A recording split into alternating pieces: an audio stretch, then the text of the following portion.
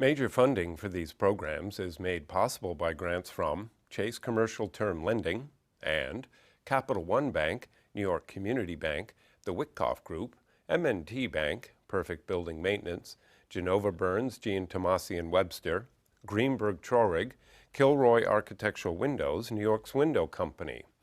Additional funding is provided by grants from AKA Hotels, Corman Communities, Aerial Property Advisors, Bank of America Merrill Lynch, Bank Leumi USA, Briarwood Organization, CBRE, Colliers International NYC, CPEX Real Estate Services, Cushman & Wakefield, Customers Bank, DDG, Dime Savings Bank of Williamsburg, Douglaston Development, Levine Builders, First Nationwide Title Agency, Flushing Bank, Friedman, Gemini Real Estate Advisors, Hap Investment Developers, Herrick Feinstein, Investors Bank, James D. Kuhn Real Estate Institute at Syracuse University, James Orphanides, Chairman USRealty.com, John Katsimides, Red Apple Group, Margolin Weiner and Evans, Madison Realty Capital, Massey Knackle Realty Services, Matone Group, Meridian Capital Group, Newmark Grubb Knight Frank, New Banks, People's United Bank, SJP Properties, Sterling & Sterling, Stonehenge Partners, TD Bank, Terra CRG, the CUNY TV Foundation, the Continuum Company, Urban American, and these friends.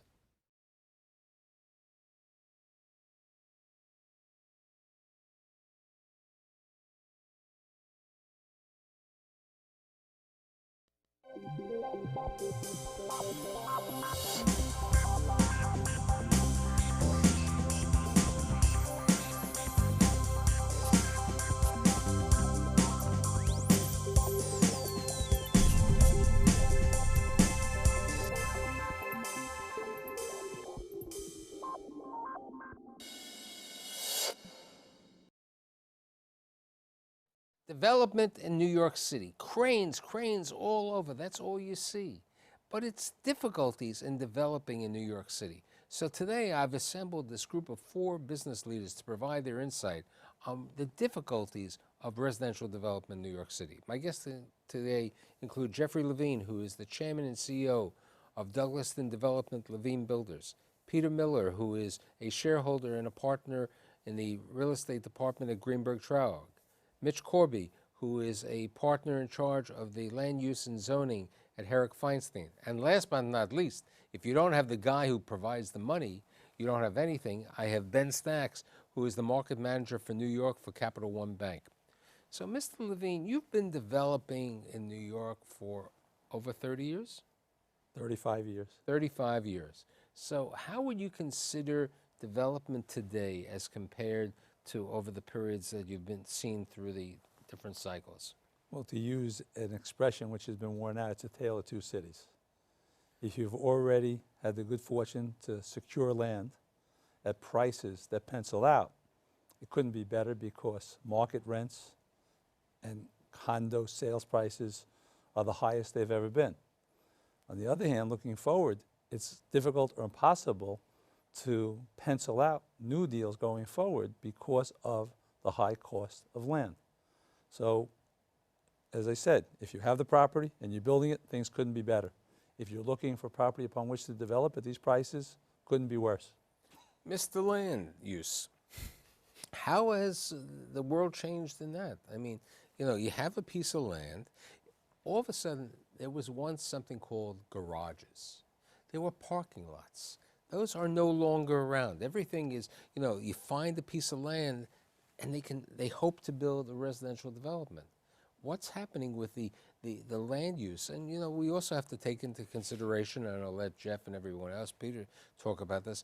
We have a new mayor. We have a new administration. We have some new business leaders who have plans for 200,000 affordable housing, you know, which is difficult on an island, you know, and in 5 boroughs.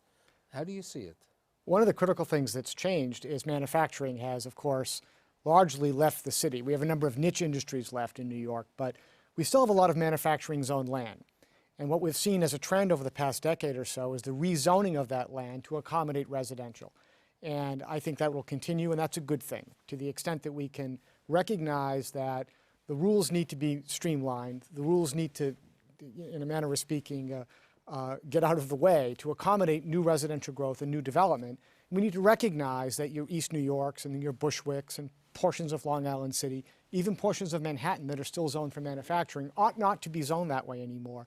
And let's see if we can't accommodate and make room for mixed use, as was done in Dumbo and elsewhere, and new residential development. So a key trend over the past number of years has been the movement away from zoning that allows only manufacturing to zoning that allows a mix of uses and, in some cases, exclusively residential. And this is a very positive development. And I think, as we've seen in the mayor's new housing plan, there's an effort to recognize that the rules need to be Unfortunately, I streamlined. think the 120 pages of the mayor's new housing plan, it's written, but people don't understand. We have to implement that. I mean, don't you agree, Peter? Oh, I think at this point it's too early in the process to know what the mayor is going to be proposing and what will be ultimately enacted. But I think it's safe to say that affordable housing is one of the great challenges confronting the city, because affordable housing today encompasses a much larger universe of people than it did a generation ago. Affordable housing impacts kids graduating from college, people with significant student loans who are going to be forced to choose between housing and repayment of the student loans. At one time, it was said that you shouldn't be spending more than 30% of your income, right, for housing. Today, we have people who are spending 50% or 60% for their housing. And, it's, as you just brought up, there's a lack of available land and the zoning situations and everything else. But, it's difficult. Well, let's talk about what the possibilities are. We're only in the first 6 months of the new mayoral administration. In the first 3 months, he came out with a plan which elaborates that he wants to build 200,000 units of affordable housing. And as Peter indicated, the spectrum of affordable housing runs from students to seniors and everybody in between. The reality is, I'm very optimistic because, number one, the commitment by the mayor's office is there. And I look, as I said before, at the appointments that this mayor has made, starting with Carl Weisbrod, who we all know professionally, both in government and outside of government, was an incredible choice, who has voiced the sentiments, as has the mayor, that he is willing to give density and height in consideration of affordable housing. You're building a new property in Williamsburg. If you didn't have banks like Capital One and other banks, you couldn't be able to build it. All of this development takes place because there's financing behind it by capable bankers. How do you look at it? Because it's difficult, when you're financing construction, you're looking 12 months, 24 months, 36 months in the future. How do you as a banker look at this with what Jeff is talking about, what Peter is talking about, Mitch? We have uncertainties. 200,000 units are a lot of units. Certainly, luckily for us, some of the uncertainty is gone by the time Jeff asks us to help him build a project. But in terms of the land use and everything like that. But looking forward, we're bullish on the city. We're in the city every day. We're very supportive of what the mayor's trying to do on the affordable housing front. We're actively involved in a lot of construction projects in New York.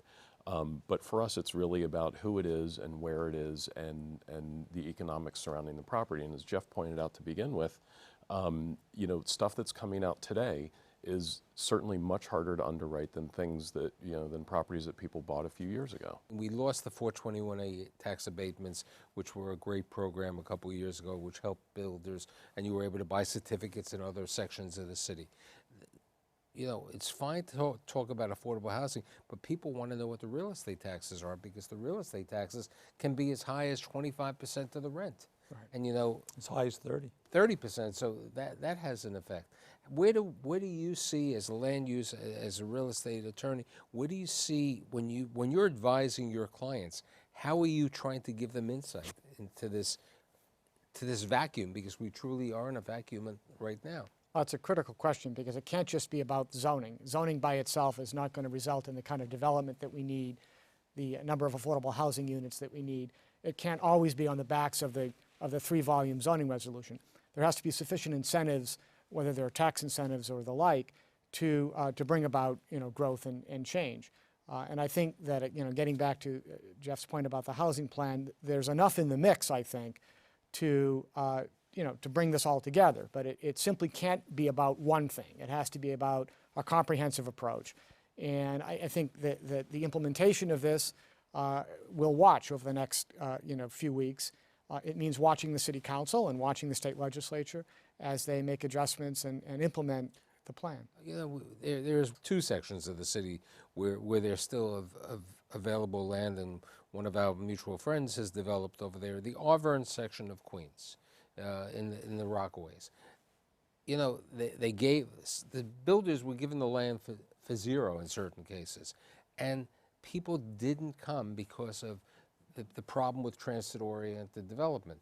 It's a long train ride over there. Then there's the land also near Aqueduct Racetrack, and other parts of East New York. But I think unless you have transit-oriented development, that there's a transit or, a light rail like they've done in New Jersey or other markets, you're not really able to accomplish this.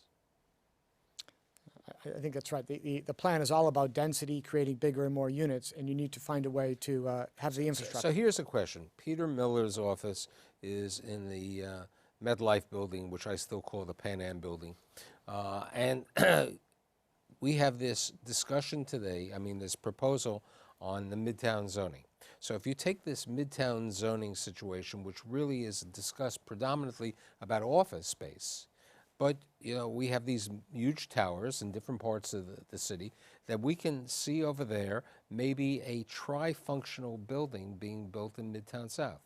Perhaps a hotel or apartments on a certain level, office on a certain level, and retail. Do you see that happening? I think it's clear that that is the trend given the desire of the young generation. The number of office buildings that have been built in New York City, putting aside the World Trade Center and Midtown West, hasn't been significant relative to the increased office space demand in the city, and most of it has been picked up by former Class B and C office buildings in Chelsea or in Park Avenue South that have been upgraded and rehabilitated and are getting fantastic rents because the new businesses don't want to be in a central business district. They want to be in an area where they can live, work, and play all within the same walking area.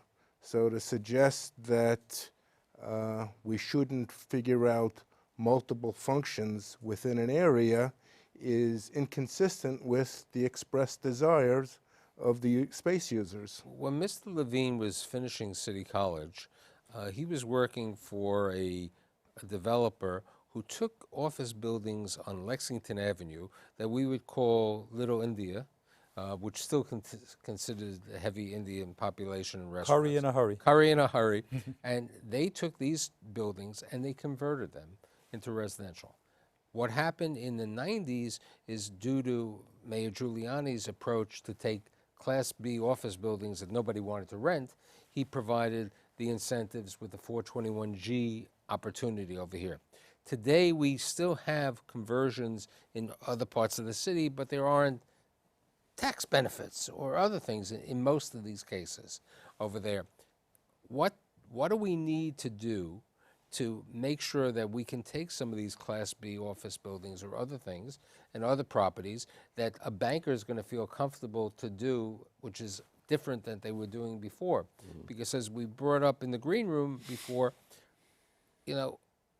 One Wall Street is a wonderful building, the Bank of New York building, but it's rather large, and it really, the loss factor and everything can have a major effect. What do we do? Well, if I can answer, I like to say I'm like Tinkerbell and Peter Pan. If You I still can fly? make- if I cannot make a banker like Ben at Cap One believe in me, I don't exist. And I only know one way to make them believe in me, and that's economic analysis and mathematicians. Of course. Math work.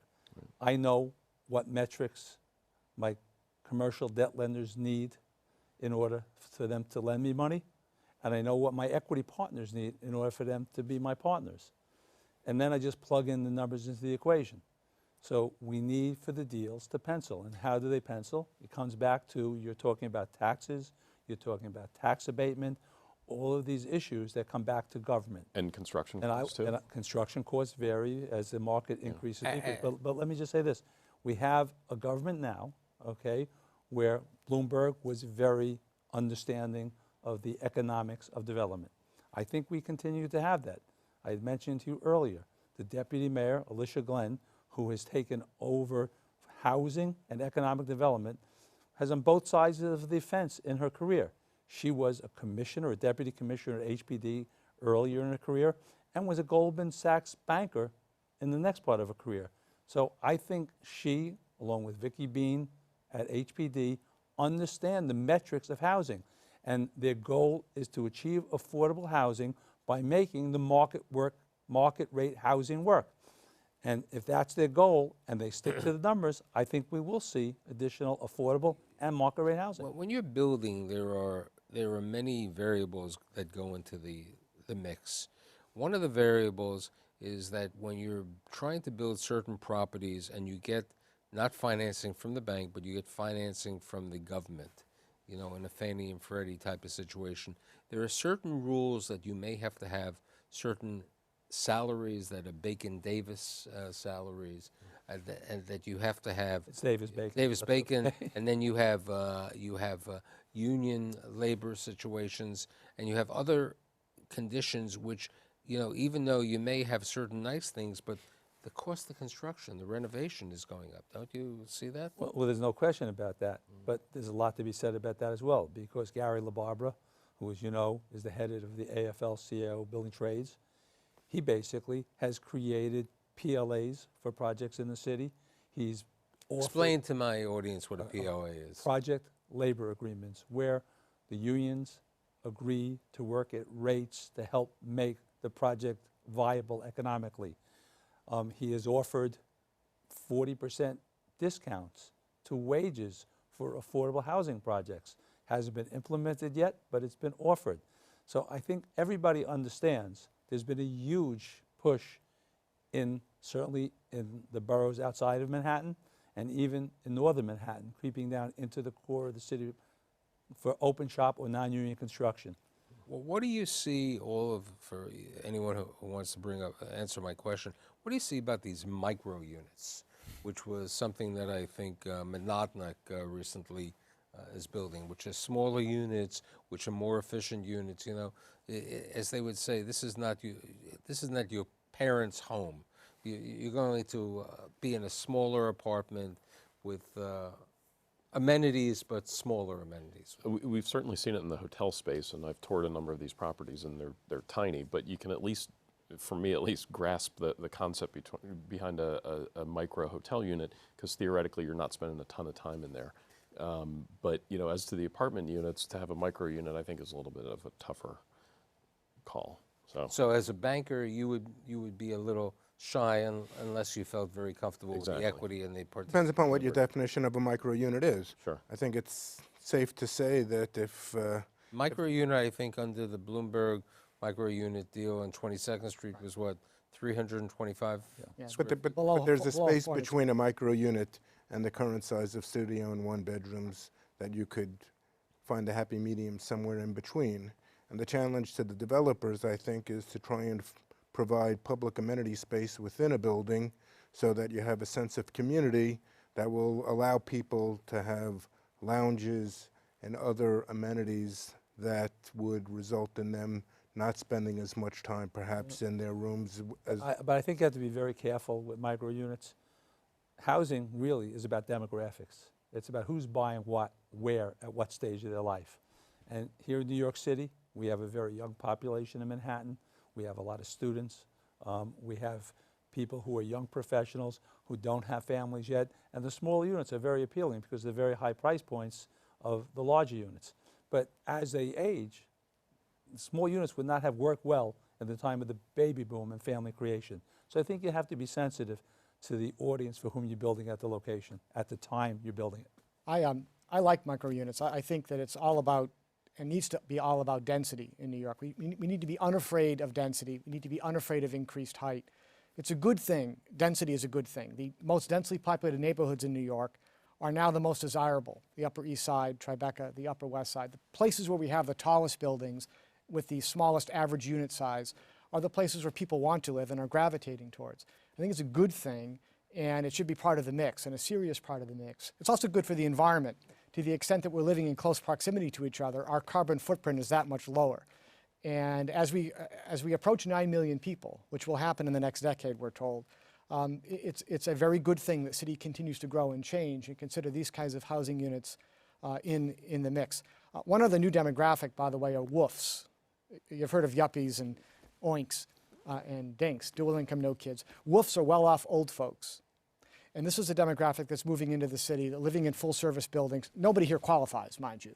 I'm happy that you discussed me and Levine not in that category. Right, These these are empty Right, nesters. we're older people, but that's it, yes. These are empty nesters that are moving back to the city to be close to cultural amenities and for that matter, healthcare and all the rest. And of course, you can get an omelet delivered to your front door easily, along with Fresh Direct and everything else. And great health care. Right, exactly. That's apropos of what Jeff said before, that this is a tale of two cities. Those apartments are a 2,500 square foot apartment for a well-off older folk is a modest-sized apartment. So if you have a building of 60, 70,000 square feet, you only have to sell 20 or 30 apartments, and it's not really putting a dent, and it's not really creating a product that's affordable for kids. Bruce Ratner is building, in the Brooklyn Navy Yard, modular housing. Do you see modular housing, and also as a banker, what's your thought about it? Do you see that as a way to build in New York City today? Since you're a builder. There's no question that modular housing has its places and its uses. I believe that Nick Lembo at Monadnock is using his Brooklyn Navy Yard plan to create the micro units on 22nd Street. I think that Bruce Ratner and Marianne Gilmartin are extremely intelligent and capable people. They are endeavoring to do something. So you're building a new building in Williamsburg, which is the hip area. How come you're not making it modular? Well, again, as I said, they are going into new territory, creating a system. I remember being at the groundbreaking for Northside Piers in the summer of 2006. This was a groundbreak. I mean, there was nothing over there in Williamsburg. Nobody, who was walking? I saw the needles on the ground. I mean, the change. I mean, why can't you put modular housing in Brooklyn? Why can't we use modular housing in some of the luxury properties in Manhattan? You can, but modular housing is challenged by the structure of building high buildings. Modular housing is great and has been used extensively for low and mid-range buildings. And, I tip my hat to Forest City Ratner at Atlantic Yards for attempting and hopefully someday succeeding in converting the science of modular housing to high-rise buildings. What about the outer boroughs, okay, the fringe areas which we were talking about? Because I've been hearing a lot about East New York, but East New York still has an extensive amount of crime. Certain parts of the Arverns and the Rockaways have crime. It's not if we build it, they will come, because I would think if you build it, they will come if people feel safe. The East Village 20 years ago had crime, and now the East Village is very hot. Williamsburg had crime 25 years ago, and now Williamsburg is hot. So it's not as if a market. If I can tell you something, crime likes areas that are quiet, not filled with people. My experience is when we as developers come to neighborhoods, we were building in what is called the Clinton district today, which was Hell's Kitchen when we built there. We chased away prostitutes. We chased away junkies. With our presence, with the construction workers coming there at 7 in the morning, working through the later hours of the day, and subsequently people moving in, these negative elements don't want to do their business in front of strangers. So the meatpacking district was the same thing. I agree about the meatpacking district, but I'm going to ask you the question. Since you are a pioneer and you've gone to pioneering neighborhoods and you grew up in Brooklyn, and you could probably get land in East New York, rather at a reasonable price on Livonia or Pitkin Avenue, okay? And you know, you can even visit the older relatives in the cemetery that's over there. Why don't you go there? We are looking at those areas which have transportation amenities and the possibility of zoning.